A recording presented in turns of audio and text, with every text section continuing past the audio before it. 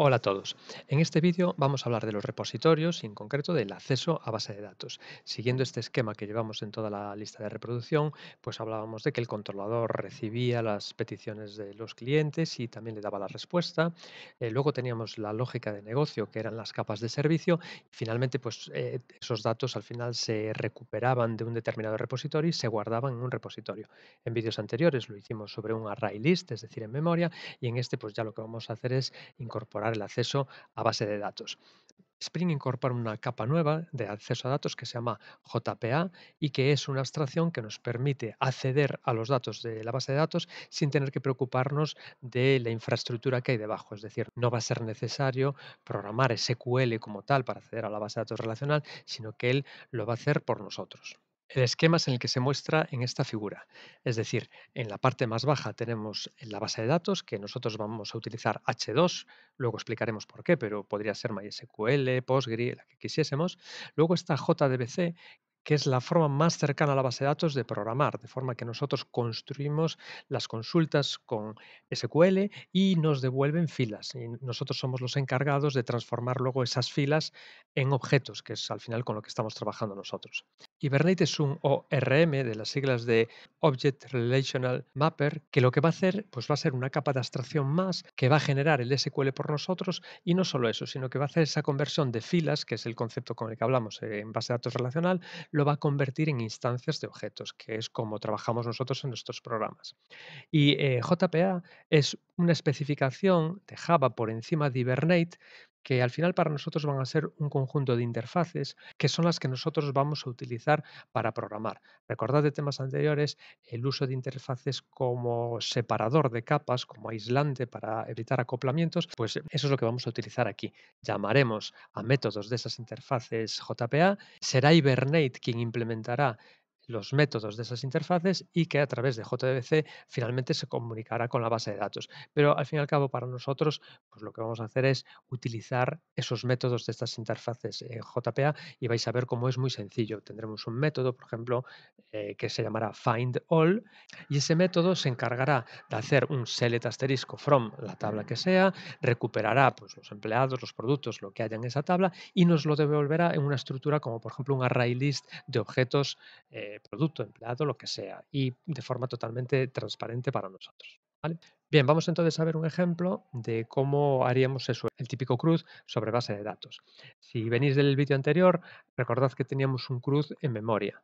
Vamos a utilizarlo, es un CRUD muy sencillito. La entidad se llamaba empleado, que tenía una serie de atributos. Luego teníamos unos controladores, unas vistas para que el usuario trabajara con ellos. Y si os fijáis, lo que nos interesa aquí es que en la implementación del servicio teníamos un array list, es decir, los datos se guardaban en memoria. Entonces, vamos a utilizar este mismo proyecto, pero ahora para guardarlo en base de datos y vamos a ver cuáles serían los cambios. Si os fijáis, teníamos aquí la interfaz empleado service. Esta interfaz no la vamos a cambiar o vamos a tratar de cambiarla lo mínimo posible. Es decir, el controlador se comunica con esta interfaz y nosotros obtener por ID o añadir va a ser lo mismo. Le voy a pasar un empleado y me va a devolver un empleado. Lo que haya por debajo, sea un array list o una base de datos, pues para nosotros queremos que sea transparente. Entonces, lo que sí que tendremos que trabajar será en la implementación, porque desaparece el array list y aparece la base de datos. Entonces, bueno, vamos a empezar, si queréis, un poco con la estructura y luego hablamos un poco de los repositorios, que sería el objeto con el que vamos a trabajar. Entonces, lo primero que tenemos que hacer es ir al POM XML. Bueno, vamos a cambiarle aquí el artifact ID y el name. Vamos a llamarle proyecto Cruz DB. Entonces, lo primero que necesitamos es la dependencia JPA. Es la dependencia imprescindible para hacer todo este tipo de operaciones. Como siempre, Maven Repository, ponemos JPA. Y aquí tenemos el Spring Boot Starter Data JPA. Elegimos la versión, copiamos POM XML. Aquí al final, dentro de Dependencies, copiamos la primera. Este comentario se lo quito. Y ahora tendremos que añadir una segunda dependencia que es la base de datos con la que vamos a trabajar. Nosotros vamos a trabajar con H2 y ahora os explico un poquito por qué. Aquí pondríamos H2 y aquí tenemos la base de datos. Copiamos y de nuevo en el POM XML ya lo tenemos listo. Botón derecho, Format y guardar. Bien, entonces en cuanto a las bases de datos, podríamos utilizar cualquier otra, simplemente cambiando esta dependencia. MySQL, por ejemplo, pues esta sería la dependencia que tendríamos que instalar. PostgreSQL, pues instalaríamos esta. Entonces, bueno, según la base de datos que queramos, pues instalamos una dependencia o no y podrían convivir varias de ellas. ¿Por qué nos vamos a decantar nosotros por H2? Pues veréis, si utilizamos MySQL o cualquier base de datos profesional, necesitamos instalarla en un determinado servidor. Ese servidor tiene que estar funcionando en el momento que nosotros trabajemos, cuando estamos desarrollando. Con lo cual, bueno, nos hace a lo mejor un poquito más pesado el trabajo. Entonces, H2 es una base de datos distinta y decimos que es una base de datos embebida. Es decir, dentro del propio proyecto, ahí está la base de datos. No necesitamos un servidor externo. Entonces, para desarrollar es muy sencillo. Nuestras tablas, todos los datos de la aplicación estarán en un fichero que estará en la raíz de nuestro proyecto. Entonces es una forma como muy cómoda de trabajar y dispone de un SQL igual al que puedan tener otro gestor. Entonces podemos trabajar con H2 y luego en el momento de pasarlo a producción o otro entorno, pues sí que sustituir H2 por otro gestor más potente. ¿Qué haríamos en ese caso? Bueno, pues para cambiarlo, cambiaríamos esta dependencia por la del gestor correspondiente y los parámetros de la Application Properties, que es lo que vamos a hacer ahora. Cambiando eso, todo nuestro código va a funcionar exactamente igual, por esa abstracción de la que estamos hablando. Entonces, bueno, es cómodo trabajar con H2 y en el momento que deseemos, pues lo cambiamos. Entonces, una vez que tenemos hecho esto, el siguiente paso es ir a la Application Properties, que eso lo teníamos en Resources, y configurar todos los parámetros de la base de datos. Eso lo tenéis en los apuntes, los vamos a copiar y pegar. Bueno, vamos a ir viendo los parámetros uno a uno. El primero es el que dice dónde está situada la base de datos. En el caso de hablar de una base de datos profesional, por así decirlo, pues esto sería la URL donde está ese servidor con su puerto. En nuestro caso, con H2, pues tenemos dos opciones. O la podemos hacer en memoria, es decir, que ni siquiera estemos ocupando en el disco. Aquí se estaría comportando básicamente como un array list porque no guardamos datos. O la otra opción es que sea sobre un fichero. Pondríamos file y la ruta donde estaría ese fichero. Pues en este caso, dentro de la raíz, pues en MyDB. ¿Vale? Eso es como lo tenemos aquí. Segundo parámetro. Bueno, tenemos que decir cómo queremos que se comporte la aplicación con respecto a esa base de datos. Y las opciones son una create, que es que cada vez que lo ejecutemos, recree la base de datos por completo. Pues ahora que estamos empezando y estamos con pruebas, puede ser muy buena opción. La segunda opción sería esta que veis aquí, validate, que lo que va a hacer es validar que la base de datos existente tiene que haber sido creada previamente, que esa base de datos existente coincida con lo que se espera en nuestro programa. Es decir, si nuestra clase empleado tiene un atributo que se llama salario, pues que la base de datos que se ha creado previamente también tenga un campo en la tabla empleado para que se corresponda con ese atributo. ¿De acuerdo? Entonces, una opción puede ser la primera vez ejecutarlo con create y luego las siguientes opciones con validate. O si aún estamos dándole muchas vueltas a qué atributos tiene, qué estructura tiene, pues siempre recreándola. El siguiente parámetro es el driver con el que se comunica la aplicación con H2. Es simplemente poner esta línea y no hay configuración adicional. Y los dos siguientes son el usuario y la contraseña con la que nos conectamos a la base de datos. Dependiendo de la base de datos, pues será un usuario u otro. SA es un usuario administrador que se crea por defecto en las bases de datos H2 sin contraseña. Si estuviéramos con MySQL, pues el usuario por defecto se llama root.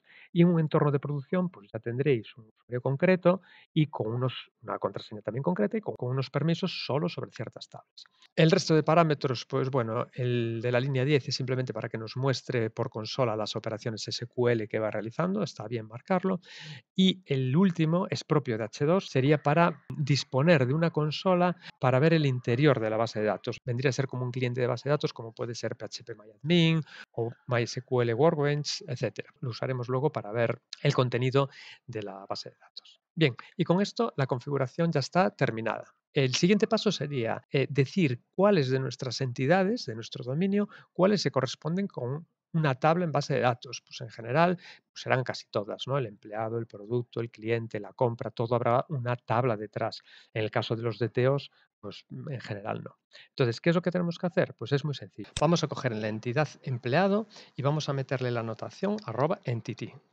Esta anotación lo que dice es que es una entidad y por lo tanto va a ser una tabla en la base de datos. Por defecto le va a llamar empleado, aunque tendríamos anotaciones para cambiarle el nombre en la tabla y cada uno de los atributos de esa tabla pues va a ser cada uno de los atributos de la clase. Es decir, vamos a tener un campo ID, nombre, salario y fecha de registro con los tipos más aproximados según el gestor en el que estemos. Y eso lo va a hacer de forma automática JPA por nosotros. La siguiente anotación obligatoria es @id ID y hay que ponérsela al campo que sea clave dentro de esa entidad y por lo tanto de la tabla. Entonces, de los que tenemos aquí, este que se llamaba precisamente ID, pero podría ser el DNI o cualquier otro valor, pues es el que va a ser la clave. Entonces, tenemos que añadirle @ID. Ya el not null ya nos sobra porque ya seguro que no es nulo y el mínimo se lo vamos a quitar porque luego vamos a ver que vamos a tratar de una forma especial este campo ID. Importamos con mayúsculas alt O, Yakarta. Y bueno, que no os confunda que se llame ID y el @ID. Esto podría ser ID, identificador, número de socio, número de empleado, lo que quisiéramos. Y ya está, con esto ya tenemos la entidad preparada para trabajar y la tabla que se va a generar exactamente con el mismo nombre. Ahora, el siguiente paso es generar el repositorio. Hasta ahora, si volvemos al servicio, veíamos que teníamos todo guardado en un array list y esto es precisamente lo que queremos cambiar. Queremos que sea un repositorio de base de datos. No vamos a interactuar directamente con las tablas. Vamos a crear esa figura intermedia, esa capa a la que llamamos repositorio, que es con la que nos vamos a comunicar y es la que nos ofrece JPA. Entonces, para crearla vamos a seguir estructurando todo en capas.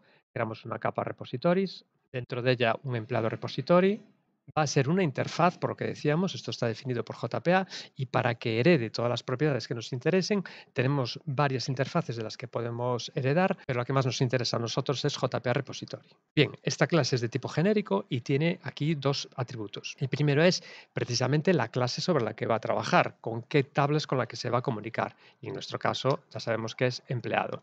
Y tiene un segundo parámetro que es el tipo de dato de la clave de esa tabla. Recordemos que era aquí empleado, la clave era este ID, es de tipo long, pues esto es lo que nos va a pedir como segundo parámetro dentro de este genérico. Importamos empleado y con esto ya nos queda la interfaz creada. Entonces, ahora cuando inyectemos este repositorio en el servicio, vamos a poder utilizar métodos para insertar, para recuperar todos los datos, para borrar, etcétera.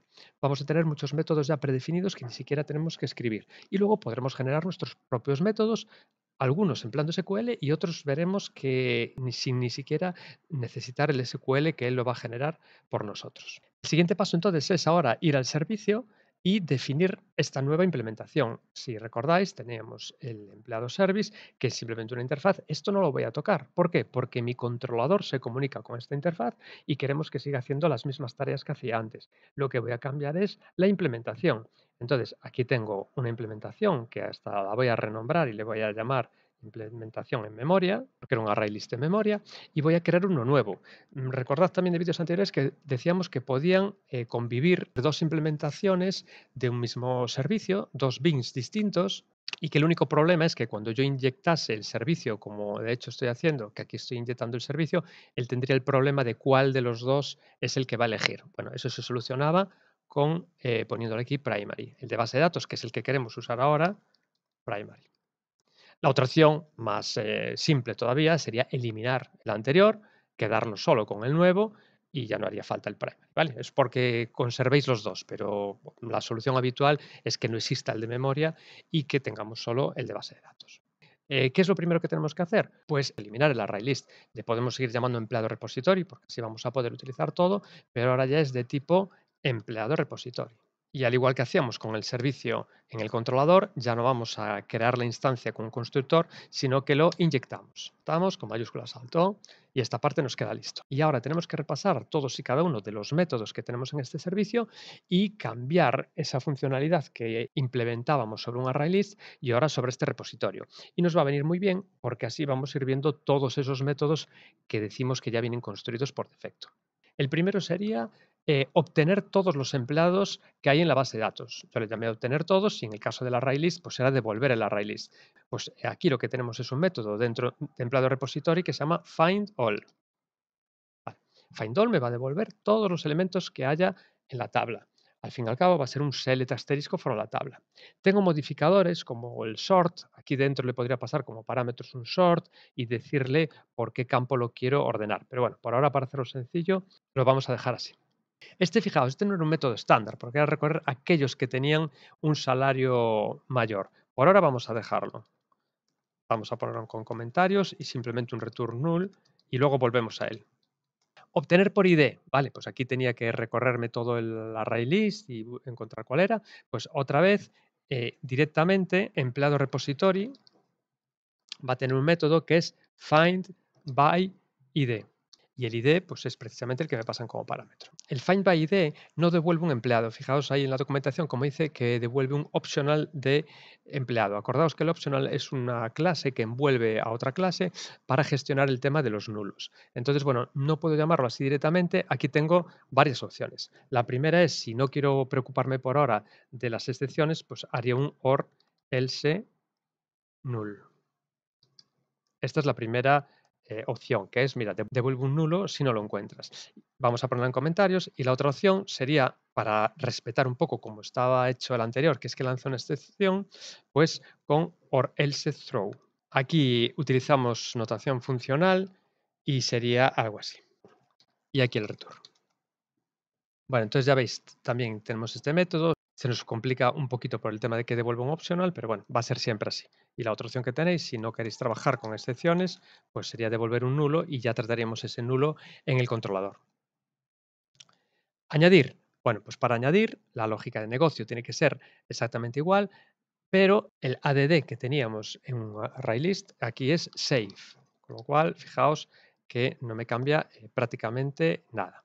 Y aquí directamente empleado repository me va a devolver un empleado, por lo que podría hacer así, return empleado repository save. Y así devolvemos el que ha insertado en la base de datos. Vamos a ver que este empleado y el que devuelve pueden llegar a ser un poco diferentes. Ya os adelanto que es por el tema de los autonuméricos. Cuando cambiemos el ID, esa clave a autonumérico, probablemente el empleado que estoy dando de alta, que estoy añadiendo, venga sin ID, porque aún no lo sabremos, y será la base de datos la que se lo asigne. Pero bueno, de eso hablamos luego. Actualizar o editar es exactamente lo mismo, ya no tengo que buscarlo, pues simplemente sería save otra vez. Aquí me podréis decir, bueno, es que antes comprobaba si existía en el array list. Bueno, puedo guardarlo directamente, no me hace falta comprobar si existe. Él, como ya sabe cuál es la clave, si existe un empleado con esa clave, no va a añadir otro, lo va a sustituir. Si quisierais, bueno, pues podéis llamar primero un obtener por ID. Si hacéis un dis obtener por ID, que lo tenéis aquí, esto os lanzará una excepción en el caso de que no lo encuentre. Pero bueno, ya os digo que no sería necesario. Bueno, actualizar salario sería prácticamente igual. Tenemos que hacer el mismo trabajo con el DTO, con todo exactamente igual. Aquí no cambia nada porque no está accediendo a la array list, sería todo exactamente igual. No tengo que cambiar absolutamente nada. Eliminar por ID. Si os recordáis, primero tenía que obtener el empleado y luego hacía un remove de empleado. En este caso, disponemos de un método en el repositorio ya directamente que me borra por el ID. Entonces es más sencillo todavía. Y sería delete by ID. Se llama así y tengo que pasarle pues, un valor para la clave, que en este caso pues, es el que me pasen como parámetro. Y veis cómo las operaciones se hacen todas directamente, no hay SQL por ningún lado, no hay mención ninguna a qué gestor de base de datos estoy utilizando, está haciendo todo directamente. Y eliminar, si me pasa un empleado, pues aquí tengo delete, que es otro de los que hay, ¿vale? Delete y delete by ID. Este es el conversor y en principio ya quedaría todo funcionando. Entonces, como resumen, podéis ver que tenemos métodos para hacer el CURD completo. Tenemos find all para devolver todos, find by ID para obtener uno, save para guardarlo, sea porque inserto o sea porque actualizo, y tengo dos para borrar, delete by ID si lo que quiero es pasarle simplemente la clave o delete si lo que le paso es el objeto completo que quiero borrar. Y con esto, con la división de capas, ¿veis? No tengo que tocar nada más. Ya sé que el controlador va a funcionar igual, las vistas van a funcionar igual. Me queda este aspecto del obtener el salario mayor, que lo vemos a continuación. Pero hemos visto todas las fases para convertir esta aplicación en memoria a una aplicación ya en base de datos. Vamos a guardar todo. Bueno, pues vamos a probar si funciona. Vamos al main, run. Vale, y se me produce este error que no encuentra el driver H2. A veces cuando incorporamos nuevas dependencias en el POM XML, pues Visual Studio no las incorpora. Para eso desde la paleta podemos hacer View, Command Palette, Java Language Server Workspace. Con esto hace una recarga de todas las librerías. Vamos a revisar el Application Properties. Aquí Bueno, aquí al copiar y pegar, si os fijáis, hay como un espacio en blanco al final de cada línea. Lo voy a borrar. Voy a borrar cada uno de los espacios en blanco para evitar estos problemas. Aquí también, en el igual, aquí hay otro espacio en blanco, aquí otro. Estoy dando la sub para suprimirlos y guardamos, así para que no haya ningún problema. Y en el POM, vamos a ver si hay algún problema también. Sí, aquí esto debería estar a runtime. No nos vamos a meter en esto ahora. Sí, correcto, le digo que haga el rebuild de todas las dependencias y ahora debería funcionar.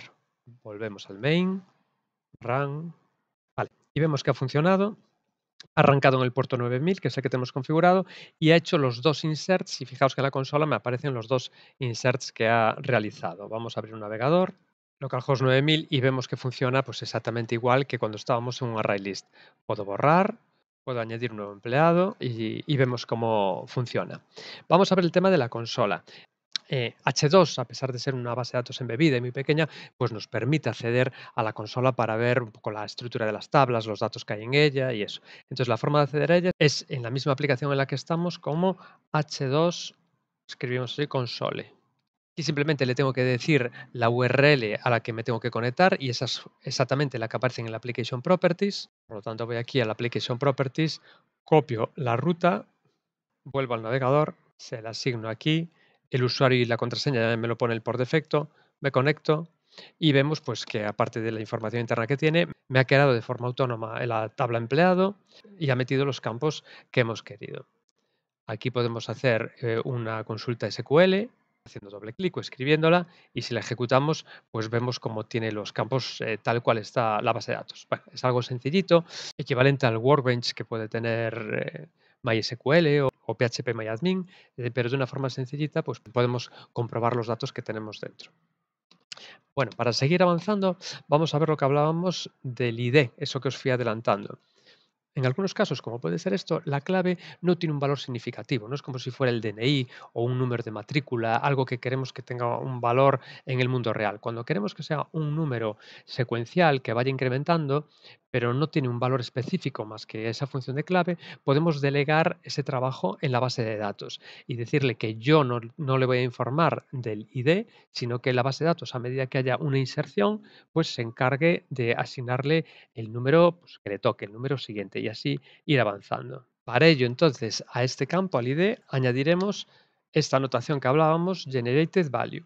Podemos añadirle un parámetro adicional que es cómo queremos que lo haga. Si la base de datos dispone de esta función autoincremental, como es el caso de H2 o MySQL, pues podemos decirle que utilice esta estrategia, que sería identity. Pero también podemos o no ponerlo, que sería lo mismo que ponerle automática, para que él seleccione, según el gestor de base de datos, la forma de llevar esos números autoincrementales, pues con una tabla aparte o de la forma que sea. En nuestro caso sí que podemos poner a identity y nos va a funcionar tanto para H2 como para MySQL y así vamos a utilizar los campos autoincrementales de la tabla. Entonces, con este cambio, ahora sí que es cierto que puede cambiarnos algo en nuestro programa porque hasta ahora el ID se lo estábamos solicitando al usuario en el caso de alta y tomábamos ese valor. Ahora no nos interesa que el usuario introduzca ningún valor porque va a ser el gestor el que se va a encargar de ello. Entonces, sí que podríamos revisar nuestras vistas, por ejemplo, a la hora de hacer uno nuevo en el que pues ya el ID podemos no informarlo directamente, el usuario ya no lo tendría que introducir. Al no meterlo aquí, recordemos que llegará a nulo al servidor, pero en este caso pues nos interesa que sea así. En el controlador yo creo que no tendremos que tocar nada y luego en el command line runner que tenemos en el main, pues da igual que le pongamos 1 o 2 porque él no le va a hacer caso. Entonces podemos dejarlo así null para que no lleve a confusión. Volvemos a ejecutar. Bueno, y vemos cómo sigue funcionando que le ha asignado 1, 2. Ahora, si meto un nuevo empleado, ya no me aparece el ID, vemos que le ha asignado el 3, es decir, nos desentendemos de la gestión de ese ID. Si fuese un DNI, pues obviamente no podríamos hacer eso. Si la clave fuese un DNI, pues tendríamos que gestionarlo nosotros. Pero en algunos casos, pues esto puede resultar muy cómodo. Y ya para terminar el vídeo vamos a hablar del resto de métodos de repositorio que podemos utilizar. Volvemos aquí al repositorio. Básicamente tenemos tres métodos. Unos son los que ya hemos visto, find all, find by id, son métodos que ni siquiera hay que declararlos aquí porque él ya vienen por defecto con heredados de JPA repository. Luego tenemos más tipos. Unos son los que se llaman métodos derivados por nombre. ¿Y en qué consisten? Bueno, pues Son métodos que si empleamos una determinada sintaxis a la hora de construirlos, él nos genera el código por nosotros. Es una cosa un poco extraña, seguro que no lo habéis visto antes, y vamos a poner un ejemplo. Estos métodos empezarían por la partícula find by. Hay otras partículas, pero bueno, esta es la más sencilla. Luego, a continuación, tendríamos que ponerle, siguiendo en camel case, cuál es el atributo sobre el que quiero preguntar. Por ejemplo, podría poner en este caso find by salario. Y esto me devolvería aquellas, en este caso, pues estoy en empleados, pues me devolvería aquellos empleados que cumpliesen con el salario que yo le pase como parámetro. En este caso, dejadme revisar el tipo.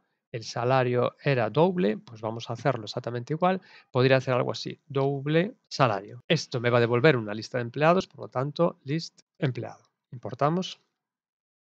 Entonces, no tengo que hacer nada más. Él ya se encarga de generar el código. Yo podré utilizar en cualquier sitio, entonces pasándole un determinado salario que me devuelva los que tienen ese salario exactamente. ¿Qué partículas puedo utilizar aquí? Pues muchísimo. Vamos a copiarlo, puedo unirlas con nombre. Find by salario and nombre. Le pasaría un salario y le pasaría un nombre. Puedo utilizar otras partículas. En este caso, al no ponerle nada, es la igualdad, pero puedo decirle que sea mayor, menor, contenido en, con between, es decir, podría decirle find by salario greater than, que sería mayor que el que le pasamos. También puedo ponerle greater than equal, es decir, tengo muchísimas partículas, no tiene sentido que a lo mejor en este vídeo las veamos todas, esto lo podéis ver en manuales o por internet, pero que tenemos muchas formas de construir métodos bastante típicos, como por ejemplo ese, dame aquellos empleados que tengan el salario mayor a uno pasado como parámetro y no tendría que escribir código ninguno. Este sería el segundo tipo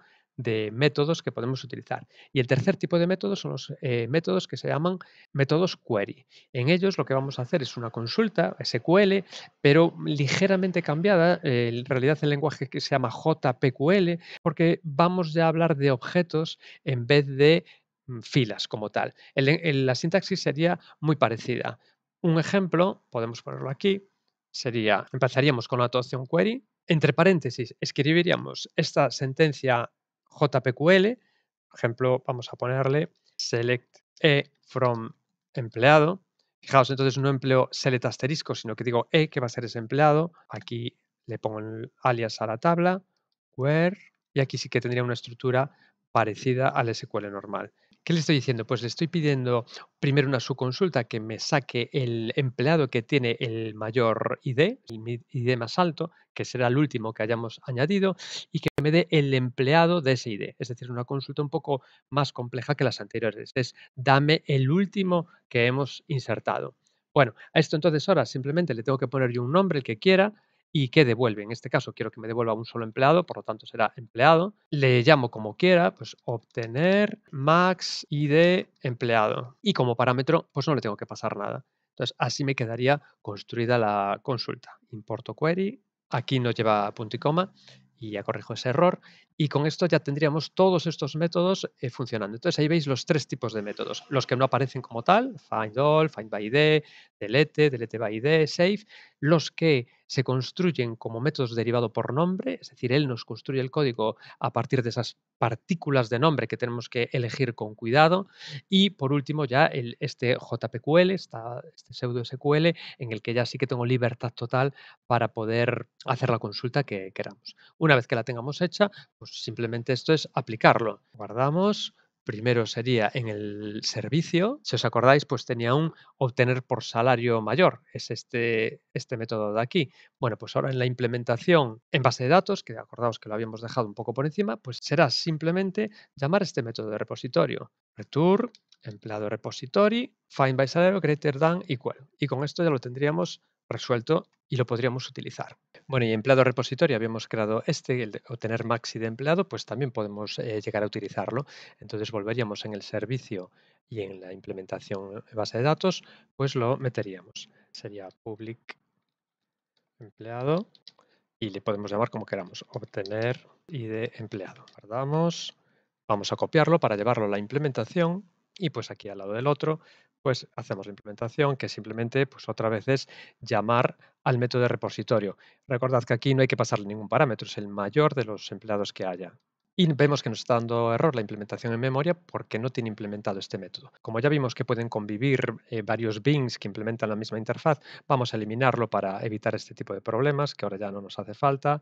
Borramos y en el de base de datos, pues ahora ya no nos hace falta esta notación primary porque ya solo tenemos uno. Entonces ya tenemos la parte de servicio también terminada. Vamos a hacer mayúsculas salto para que elimine esos imports que no nos hacen falta, guardamos y pasaríamos al controlador. Es decir, tenemos dos nuevos métodos, pues vamos a hacer unas nuevas rutas que al recibirlas pues invoquemos a esos métodos. Vamos a empleado controller y si queréis aquí al final, pues hacemos un nuevo getMapping, podemos llamarle by salary y le pasaremos ese salario de corte. La firma tendría el salario y el modelo y simplemente tenemos que invocar al método pasándole ese salario que nos llega desde el controlador y mostrarlo en una vista. Podemos reutilizar la vista que tenemos de todos los empleados, aunque sea un subconjunto de ellos, pues podemos emplear esta vista de aquí. Entonces vamos a aprovechar este código y aquí en vez de obtener todos, pues sería el método de servicio que es obtener por salario mayor y el salario que le pasamos pues es el que nos llega. O sea que con esto estaría listo, ya no tenemos nada más que hacer. Y el otro método que tenemos, que es el del salario mayor, pues abrimos otro getMapping, vamos a llamar maxid. Aquí no tenemos ningún parámetro porque es simplemente obtener el último añadido y aquí, pues igual que hicimos antes, utilizar el list view, pues aquí a lo mejor podemos utilizar el list one, porque solo nos va a dar uno, pues podemos utilizar este list one view. Vamos a aprovechar un poco este código y simplemente haríamos esta parte de aquí, empleado service, y cambiamos el método en el que lo tenemos, tener maxi de empleado. Y con esto quedaría listo también el controlador. Y ya el último sería actualizar las vistas. Podemos probar estas URLs directamente escribiéndolas en el navegador, pero bueno, lo mejor sería modificar las vistas. Vamos a ir ejecutándolo para ver que todo funciona correctamente. Aquí tengo los empleados. El salario que tenían, pues este es de 25.000 y Ana de 45.000. Pues si le pongo aquí by salary 27.000, pues solo me debería salir uno, ¿vale? Está funcionando correctamente. Si queréis también, este título podría ser una variable que le podríamos pasar en el model para que pusiera listado de todos los empleados o listado de aquellos empleados con mayor del saldo. Y lo último sería la otra opción, que era maxid, sin ningún parámetro, y nos dice pues, que los datos del empleado pues, es Ana la que más cobra. O sea, que está funcionando bien. Ya lo último para acabar, entonces vamos a modificar las vistas para incorporar algún enlace que nos lleve a estas URLs. Entonces iríamos a las vistas, templates, y en list view, aquí al final podemos ponerle un enlace a maxid y que me diga pues el empleado con el mayor ID, no tiene ningún problema adicional. Y ahora para el tema del salario necesitamos pasarle ese salario. Aquí podríamos hacer un formulario muy pequeñito en el que solo tuviera un campo que fuera ese salario límite a partir del cual queremos mostrar los empleados, pero bueno, para no hacer el formulario, el postmapping, quizás queda mucho más sencillo pues hacer un pequeño código JavaScript que lo que nos permita sea eso, leer el valor de la caja de texto y enviárselo por un getMapping. Entonces, tendríamos por una parte el input en el que meteremos ese salario y ahora tendríamos que meter ese botón con un evento JavaScript onClick. Esto ya sabéis que hay varias formas de hacerlo, pero vamos a hacerlo de lo más sencillo posible. En el caso de pulsarlo, ni siquiera vamos a llamar una función JavaScript, vamos a meter el código aquí, pues podríamos hacer un window location href igual a la URL a la que quiero ir. ¿Cuál es la URL a la que quiero ir? Salary barra concatenado con el texto que haya aquí. Aquí podemos hacer un getElementById, se llama input salario. Value. Esto sería el botón. El texto del botón ahora pues le podemos poner filtrar. Y con esto debería funcionar. Vamos a relanzar el proyecto. maxid sería el último, en este caso es Ana. Si queréis podemos añadir uno nuevo para que nos dé ese nuevo empleado con 60.000 euros. ¿Vale? Entonces el maxid me da justo este que acabo de añadir, me ha metido el 3. El filtro por salario, pues si le pongo aquí los 26.000 que hablábamos antes, pues me da estos dos que hemos metido y no los tres que teníamos inicialmente. Y con esto quedaría acabado. Nos quedaría la parte de modificar, si queréis, los títulos de los listados, pero bueno, eso es muy sencillo y ya no merece la pena. Y bueno, y con esto acabamos el vídeo. Vamos a volver aquí a la Application Properties para recordar un poco los pasos que podríamos seguir. Podemos empezar trabajando siempre con H2, que es muy cómodo, lo que hemos hablado, que es embebido, e incluso podemos trabajar en memoria con el parámetro aquí mem en vez de file. Y eso sería ideal pues, cuando estamos aún en una fase muy temprana y aún estamos decidiendo qué atributos tienen nuestras clases y por lo tanto las tablas. Luego podemos pasar al fichero, que es lo que estamos haciendo aquí. Esto no lo comentamos antes, aquí MyDB, aquí veis dónde está el archivo de base de datos. El siguiente parámetro era el create, entonces cada vez que estoy ejecutando esto, pues me lo está creando de nuevo. Si ahora quisiese conservar estos datos que tengo 3 empleados, pues la siguiente opción sería entonces llamarlo a validate, que lo único que va a hacer es que va a verificar que se corresponden la estructura de clases que tengo en la aplicación con la estructura que tienen las tablas, de forma que si metiese un nuevo atributo en empleado, como la tabla no está actualizada, pues nos produciría un error. Y otra cosa que tendríamos que hacer en el caso de ponerlo a validate es cambiar el command line runner, eliminarlo, porque si no, nos va a volver a añadir otra vez a José López y Ana Vázquez con otros IDs distintos, probablemente el 4 y el 5. Entonces, esta parte de aquí, una vez que estamos en validate, la eliminamos. Guardamos el application properties con esta nueva fórmula, relanzamos y vemos cómo conserva los datos. Así podríamos entonces ya trabajar. Y ya el paso siguiente, cuando ya estemos en un entorno de producción, sería cambiar esto ya pues, por un gestor profesional, como puede ser MySQL y que veremos pues, en vídeos posteriores. Bien, con esto terminamos la primera parte de acceso a base de datos. Nos quedaría un segundo vídeo en el que ya hablaremos de las relaciones entre las tablas y cómo se mapean en las clases, las típicas relaciones uno a muchos, muchos a muchos, uno a uno, etc. Venga, hasta luego.